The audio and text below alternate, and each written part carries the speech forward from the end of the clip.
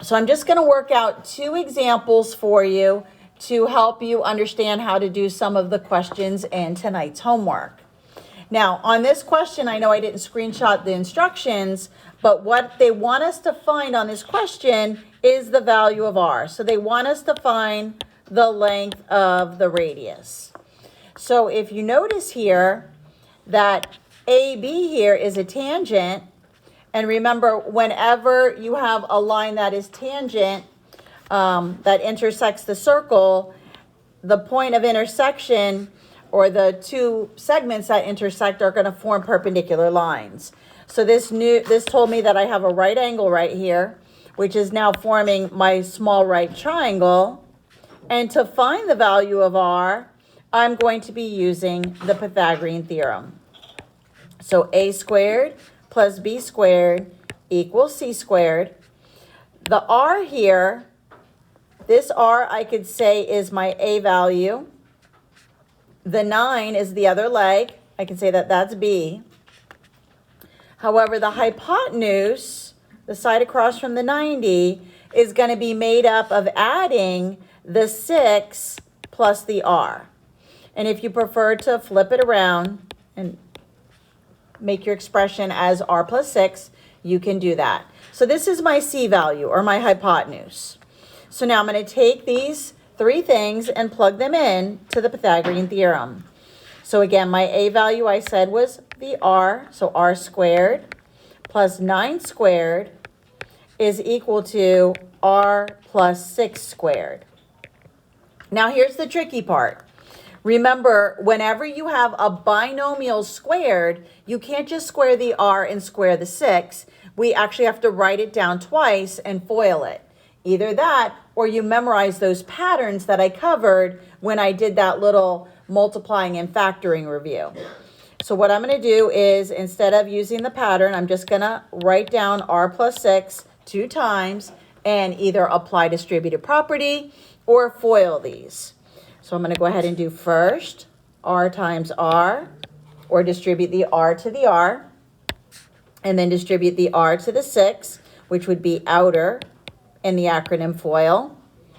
And then I'm going to distribute the 6 to the r, which is the inside or the inner. And then finally, I could do last, or distribute the 6 to the 6. So 6 times 6 is 36. If you do not do this, you would miss out on this middle term, because 6r plus 6r is 12r, and then just drop down the 36 and the r squared.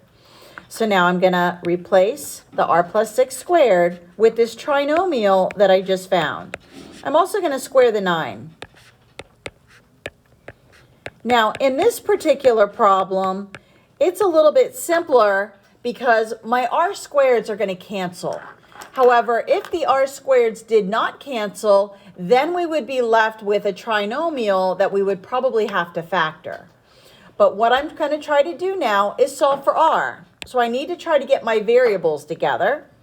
So I need to get my like variables. So by subtracting r to try to get them together, it actually cancels on both sides. So now I'm left with 81 is equal to 12r plus 36. Now my goal is to find r, so I gotta still work on isolating r. So I'm gonna subtract 36. 81 minus 36 is 45, is equal to 12r. I need to solve for r, so divide both sides by 12. And r is equal to 45 over 12. Now, if you were to leave this answer like this on the quiz next week, you would lose credit because you didn't reduce it. I could actually divide 45 and 12 both by 3, and I can reduce this to 15 over 4. I would accept it on the quiz next week as an improper fraction. However, I do believe Big Ideas wants you to enter it as a decimal. So you would have to divide 15 by 4, and it actually goes in here 3 3/4, or entered as a decimal 3.75. So on the quiz next week, I would either accept it as the improper fraction, the mixed number, or the decimal. However, if you leave it as 45 over 12 and don't simplify, you will lose points for not simplifying the fraction. So this is how you're going to answer 2 of the questions in tonight's homework. The next one is, I believe you'll have 2 questions that look similar to the next example that I'm going to do. So for the next one, we learned a theorem yesterday that talked about tangent segments. And when they both meet at the same common external point, these 2 tangent segments are congruent. So I could know that AD is going to be congruent to AB. So I'm just going to set the 2 expressions equal to each other. It doesn't matter if you set it up as 3x squared plus 2x minus 7 equals 2x plus 5, or flip it and put the 2x plus 5 first. Now we need to start the process of combining the like terms to solve for x, because the instructions on this question say to find the value of x. So no x squared terms to combine, so I'm going to work on combining my x terms. So I'm going to try to subtract 2x from both sides. And notice again, just like the other problem, it canceled on both sides. This last time it was the x squared, now it's the x.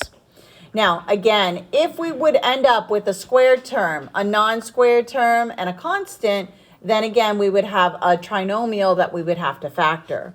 But in this case, I'm just going to use the square root method. I'm going to also show you how you could use this one and factor it as well. But let me just do the square root method. 3x squared is going to come down. The minus 7 comes down, equals 5. I'm going to get my constant on the other side. And then I'm left with 3x squared equals 12. Divide by 3. X squared equals 4.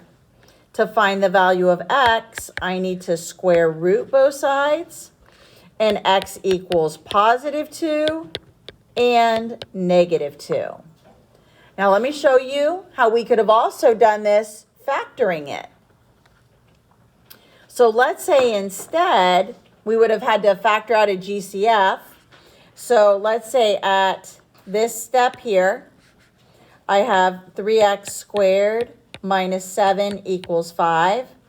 The other way I could have done this is I could move this over and get 3x squared minus 12 equals 0. I could factor out a greatest common factor of 3. So divide both of these by 3. And then I'm left with x squared minus 4. And now I have to factor the difference of 2 squares. This is the other option. You can do it either way. So then this will factor into x plus 2. X minus 2 equals 0. And then you take each factor and set it equal to 0. So this one as well. And then this one. And then you would solve each one. Now the first one is nonsense. There's no variable to solve for, so you can just get rid of that. And then this one you would subtract 2, get negative 2. Purple one you would add 2, and get x equals positive 2. Notice, same answer. On this problem, you have the option of either factoring it or using the square root method. However, if it were a trinomial, you would have either had to have factored it or used quadratic formula. But because it was just a binomial, we got away with using the square root method if we chose. So again, this is how the factoring is going to be coming in to our lesson here, as well as the square root method. Now, one other thing I want to show you is one thing to remember when you're doing the homework tonight. There is a question that it's asking you to find the perimeter of a quadrilateral. So what you're going to be doing is using the knowledge that you have about the two external tangent lines that we just did. Just remember that these two are congruent no matter where it's drawn if it meets at this external point. And you're going to see that in the homework.